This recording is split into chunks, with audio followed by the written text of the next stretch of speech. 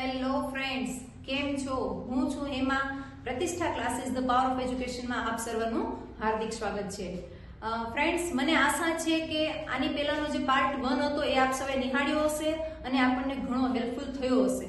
બરાબર, તો એ જનો હું પાર્ટ સેકન્ડ વન લઈને આવી છું કે જેમાં 14 થી 26 સુધીના ફંક્શન છે આપેલા છે અને એ 14 થી 26 જે છે આપણા માટે વેરી યુઝફુલ છે.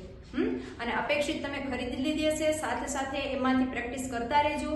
અને આ માસ્ટર કી માં 14મા નંબરમાં આપણે જોઈએ છીએ શોઈંગ પર્પસ.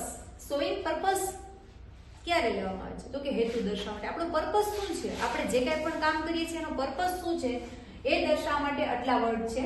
એમાં આ બે, ઇન ઓર્ડર ધેટ અને ઇન ઓર્ડર ટુ, આ બંને જગ્યાએ લખાઈ ગયું છે, પણ ઇન ઓર્ડર ટુ અહીંયા આવે છે in order that. In order to, in order that, that હોય ને તો એના પછી તમારે કરતા માર્ક કરવાનું છે કે કરતા હોવો જોઈએ.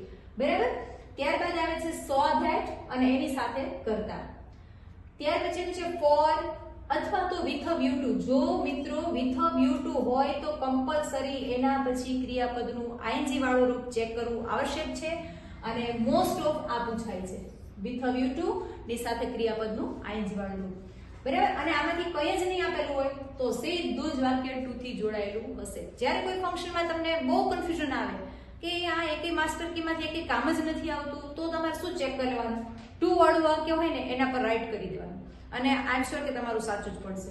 રાઈટ, સો એક પર્પસ માટે in order to, in order that, so that, for અથવા તો વિથ અ વ્યૂ ટુ અને ક્રિયાપદનું આઈએનજી વાળું રૂપ આ ચોક્કસ કરી લેજો અને ટુ વાળું ક્રિયાપદ. ઓકે, ત્યાર પછી આવે છે એક્સપ્રેસિંગ ચોઇસ.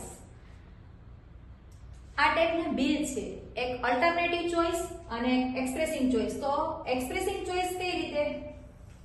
એક વસ્તુમાંથી બીજી વસ્તુની પસંદગી કરવી છે કે આના કરતા મને આ વધુ ગમશે એવું જોવું છે, ત્યારે તમારે વુડ રેધર ધેન આવશે. શું આવશે? Would rather than. જો વુડ રેધર ધેન નથી તો પછી પ્રિફર ટુ આપેલું હશે. મિત્રો, પહેલું જે વાક્ય છે એમાં વુડ રેધર ચેક કરવાનું, પછી થોડા વર્ડ્સ પછી શું આપેલું હશે? એની અંદર ધેન આપેલું હશે. એડિટિંગની ખાલી જગ્યામાં પણ પૂછાય છે. વુડ રેધર હોય તો પછી કયો સ્પેલિંગ તમારે ચેક કરી લેવાનું? THN. કન્ફ્યુઝ કરવા માટે બે વર્ડ આપેલા હશે, THAN અને THEN. તમારો વાળો કયો છે? THAN. વુડ રેધર ધેન અથવા તો પ્રિફર ટુ. ત્યાર પછીનું છે અલ્ટરનેટિવ ચોઇસ. આ બેમાં કન્ફ્યુઝ નહીં થવાનું તમારે. આમાં વૈકલ્પિક પસંદગી દર્શાવે છે. વૈકલ્પિક પસંદગી એટલે કેવું? આપણા ઘરે કોઈ ગેસ્ટ આવે, આપણે શું પ્રશ્ન પૂછીએ છીએ? શું લેશો? ઠંડુ કે ગરમ, ચા કે કોફી? એમ વૈકલ્પિક પસંદગી આપી છે ને, એટલે કે બે માંથી એકની જો પસંદગી કરવી છે તો શું આવશે? આઈધર ઓર. એટલે એ લોકો સામે આપણને રિપ્લાય કરે છે કે ના ના કંઈ જ નહીં, એટલે નથી તો ચા નથી તો કોફી, એટલે કે નાઈધર નોર. ઓકે, વૈકલ્પિક પસંદગી એટલે બે માંથી કોઈ એક આપણે સિલેક્ટ કરવાનું છે. ઓકે, તો એને કહેશું આપણે ઓલ્ટરનેટિવ ચોઇસ. ત્યાર પછી આવે છે ગિવિંગ સજેશન અથવા તો એડવાઇસ. બધાને બહુ શોખ હોય સલાહ સૂચન કરવાનો. સલાહ કે સૂચન આપવા માટે ત્રણ શબ્દ છે આપણી પાસે. આ ત્રણે ત્રણ છે ને એકબીજાના સંદર્ભમાં કઈ રીતે આવે છે? આ લાઇટલી કોકને સલાહ દેતા કે તમારે આ રીતે કરવું જોઈએ તો શું આવશે? Should plus V1. કોઈ પણ મોડલ ઓક્ઝિલરી છે તમે યુઝ કરો ને એટલે એના પછી ક્રિયાપદનું મૂળ જ રૂપ આવતું હોય છે. ઓકે, તો શુડ ની સાથે V1. ought to, થોડીક વધારે ભારપૂર્વક કોઈને તમે એડવાઇસ આપો છો, સલાહ આપો છો, તમારે આમ કરવું જોઈએ તો આવશે ought to ની સાથે V1.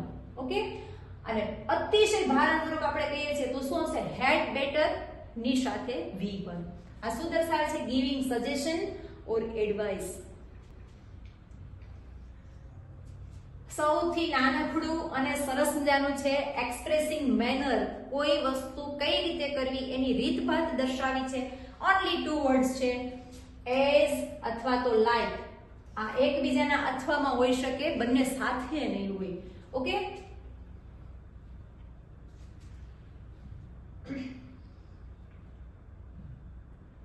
નેક્સ્ટ વન આવે છે કમ્પેરિંગ. દિવસ દરમિયાન તમે ક્યાંક ને ક્યાંક એક વખત તો આ સેન્ટેન્સ સાંભળતા જ હશો. ડિગ્રી એટલે કે તુલના. જનરલી કોઈ પણ પેરેન્ટ્સ છે એમના બાળકોની તુલના કોઈ બીજા સાથે કરતા હોય છે કે તારા કરતા વધુ વાંચે છે, તારા કરતા ઓછું વાંચે છે, XYZ કોઈ પણ તુલના ઘણી રીતે થઈ શકે છે. ત્રણ રીતે જોવાની છે, એક તો PD, CD ઓર SD. આ ટોપિક ખરેખર ભણીએ તો આપણને આખું અઠવાડિયું લાગી જાય, પણ આપણે જનરલી ટૂંકમાં માહિતી લેવી છે. પોઝિટિવ ડિગ્રી, કમ્પેરેટિવ ડિગ્રી ઓર સુપરલેટિવ ડિગ્રી. આપણે તો એની આઈડેન્ટિટી જોવાની કે આ શબ્દ આપેલો છે કે નહીં. That's it. કમ્પેરિંગમાં આટલામાંથી કોઈ પણ એક વસ્તુ હોવી જોઈએ. જેમ કે એઝ અથવા તો સો, વિશેષણ એઝ. એટલે આમાં જુઓ મિત્રો, એઝ વચ્ચે વિશેષણ છે એટલે કે કોરે મોરે કરકરિયા વચમાં વરરાજો. એઝ વચ્ચે વિશેષણ. ઓકે. કમ્પેરેટિવ ડિગ્રી માં શું આવશે તો કે વિશેષણને ER લાગશે. જો વિશેષણને ER નહીં લાગે, આમાં એક લખાણું નથી, હું એ સાઈડમાં લખી દઉં છું. વિશેષણને જો ER નહીં લાગે તો મોર લખેલું હશે આગળ, મોર પ્લસ વિશેષણ. ઓકે, મોર પ્લસ વિશેષણ લખેલું હશે અને થોડુંક સેન્ટેન્સ આપ્યા પછી ધેન, એની, મેની અથવા તો મોસ્ટ અધર જોવા મળશે. ઓકે. ત્યાર પછી સુપરલેટિવ ડિગ્રી. સુપરલેટિવ ડિગ્રીમાં શું છે તો કે વિશેષણની પહેલા ધ આપેલું છે. જેમ કે આપણે કેમ કહીએ છીએ India is the best, the શબ્દ એમાં જોવા મળશે. ધ પછી વિશેષણ, વિશેષણને EST લાગશે, અથવા જો વિશેષણને EST નહીં લાગે તો ધ પછી મોસ્ટ વિશેષણ આવશે. ઓકે. અને એ જ સુપરલેટિવ ડિગ્રીનું એક ફોર્મ છે વન ઓફ વાળું કન્સ્ટ્રક્શન. વન ઓફ વાળું કન્સ્ટ્રક્શન છે એ શું છે? બધામાં સર્વશ્રેષ્ઠ. બધામાં સર્વશ્રેષ્ઠ જ્યારે દેખાડવું છે તો એ ત્યારે વન ઓફ વાળું વાક્ય ઉપયોગમાં લેવાશે ને એમાં ધ્યાનમાં એ રાખવાનું છે કે છેલ્લું જેની સાથે સરખામણી થઈ છે ને એ નામ બહુવચન જોવા મળશે. ઓકે.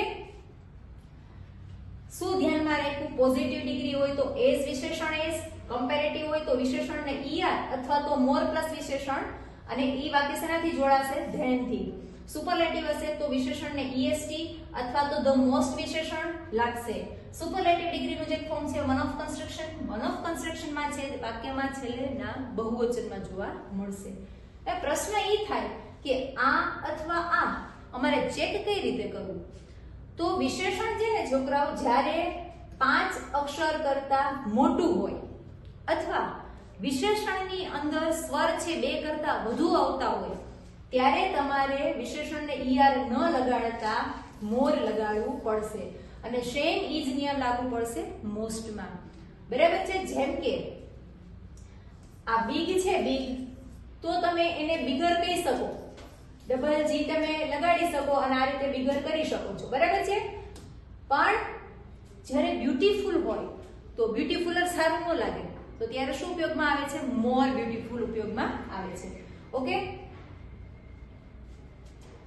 ત્યાર પછી છે એક્સપ્રેસિંગ એબિલિટી.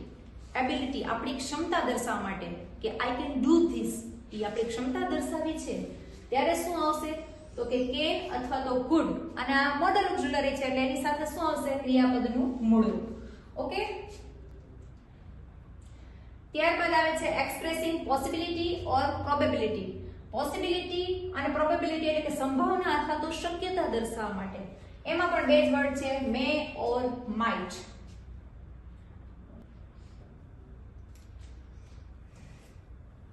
નેક્સ્ટ વન છે આસ્કિંગ પરમિશન.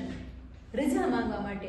તમે બધા ભણો છો, સ્વાભાવિક છે કે ક્લાસમાં તમે એન્ટર થાવ ત્યારે તમારા ટીચરને તમે શું પૂછો છો? મે આઈ કમ ઇન પૂછો છો ને, તો એ વર્ડ આ છે મે. બરાબર? તો એ રજા માંગવા માટે આ શબ્દ આવે છે. અને કેન, મે, કુડ, શેલ આ શબ્દો હોય અને ઈ પાછું ધ્યાનમાં રાખવાનું કે આ પ્રશ્નાર્થ વાક્યમાં જોવા મળશે. કારણ કે આની પહેલા આપણે એબિલિટી ને જોયું, એમાં પણ કેન આપેલો હતો. બરાબર છે? પોસિબિલિટી છે એમાં મેં આપેલું હતું, તો તમને એમ થાય કે આ બે જગ્યાએ એક ને એક થોડી કામ કરે, ન જ કરે. એ બધા વાક્યો છે ઈ વિધાનમાં હોય છે, જ્યારે આ આપેલું વાક્ય છે શેમાં હોય છે? આસ્કિંગ. જો શબ્દ જ છે આસ્કિંગ, એટલે કે આ વાક્ય બધા શેમાં જોવા મળશે? તમને પ્રશ્નાર્થ સ્વરૂપે જોવા મળશે. ઓકે. અથવા તો વાક્ય છે એ IDS માં આપેલું જોવા મળશે, ઇનડાયરેક્ટ સ્પીચમાં હોઈ શકે. સૂચના મોટી છે, નામ બળે દર્શન છોટે, એના જેવું કામ છે આનું. કે talking about people or place or thing in relation to something એટલે કે કોઈ વ્યક્તિ સ્થળ કે વસ્તુનો કોઈ ચોક્કસ બાબત સાથેનો સંબંધ દર્શાવવા માટે બે જ શબ્દ આવે છે same as અથવા તો such as. Okay,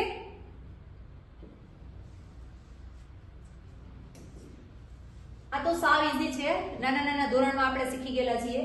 expressing exclamation ઉદ્ગાર સૂચવવા માટે આ શબ્દ કયા કયા? અરે વાહ, આવા શબ્દ બોલીએ છીએ ને, અરે રે આવું બધું બોલીએ છીએ આપણે.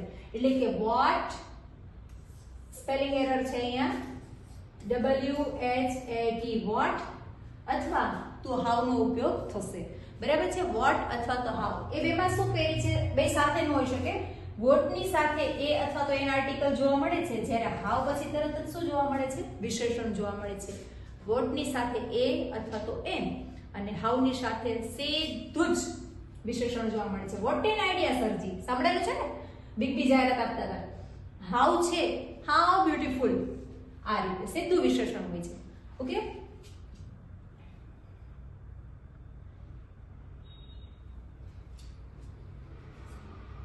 ડિસ્ક્રાઇબિંગ પ્રોસેસ એટલે કે પ્રક્રિયા દર્શાવવા માટે આ કઈ રીતે થાય. રેસીપી કોઈ જાણવી હોય છે, ચા કઈ રીતે બને કે XYZ કોઈ પણ તમારે પ્રક્રિયા જાણવી છે, તો એમાં શું ધ્યાનમાં રાખવાનું? તો કે વાક્યની શરૂઆત ઓલમોસ્ટ ક્રિયાપદથી જ થાય, શરૂઆતમાં કોઈ કર્તા આપેલો હોય નહીં. ઓકે, લાસ્ટ વન 16 માર્ક અપાવનારા એમાંનું 26મું અને છેલ્લું રિપોર્ટિંગ ઇવેન્ટ્સ. ઇવેન્ટ્સ એટલે કે કોઈ પણ બનાવ, વાત કે ઘટનાનું વર્ણન કરવું છે. બરાબર છે, તો ત્યારે આપણે એટલું ધ્યાનમાં રાખવાનું જે તમારે 12મા ધોરણમાં પૂછાય છે, રિપોર્ટેડ સ્પીચ ડાયરેક્ટમાંથી ઇનડાયરેક્ટ કન્વર્ટ કરવાનું હોય છે. આ રચના એમાં તમને જોવા મળશે. એટલે કે વાક્ય છે ઓલમોસ્ટ ધેટ અથવા તો ટુ થી જોડાયેલું હશે. બરાબર છે, એટલે તમને ખ્યાલ આવી જશે કે યસ આ એ જ વાક્ય છે. ફ્રેન્ડ્સ, આઈ હોપ કે તમારી જે મૂંઝવણ હતી કે બધા વિષયનું તો આપણે થઈ ગયું, પણ આ ઇંગ્લિશનું કરવું શું, 33 માર્ક મેળવવા કેમ, તો એમાંના 16 માર્ક તો તમે પ્રેક્ટિસ કરશો એટલે તમારે આવી જ જશે, એમાં કોઈ શંકાને સ્થાન નથી. અને નેક્સ્ટ વિડીયોની અંદર હું દાવા અસાઇનમેન્ટનું પેપર સોલ્યુશન જે છે 1 થી 6 પેપર, એના દરેકે દરેક સેક્શન A અને સેક્શન D એમાં હું લઈને આવું છું 8, 9, 10. તો 6 પેપરના આપણે 8, 9, 10 જ લેશું. એ રીતે બધું ગ્રામર સોલ્વ કરી લેશું અને તમને ખૂબ જ યુઝફુલ થશે. ઓકે, જો તમને આ વિડીયો ગમ્યો હોય તો please like, share and subscribe. Thank you.